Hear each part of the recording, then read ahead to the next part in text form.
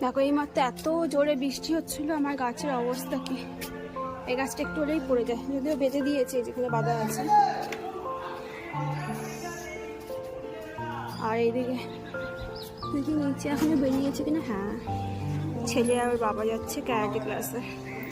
দেখো ব্যাগটা গলায় ঝুলিয়ে নিয়েছে। আনার সময় আমি যাব, ওর বাবাও যাবে, আমিও যাব। তো যাই হোক, বৃষ্টি হয়েছে, গাছগুলো একদম তরতাজা হয়ে গেছে। এই গাছটা অনেক ফুল ফুটেছিল, ফুলগুলো ভীষণ সুন্দর।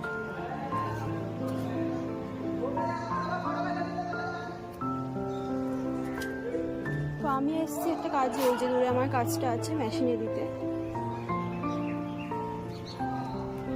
আকাশটা একদম সুন্দর হয়ে আছে।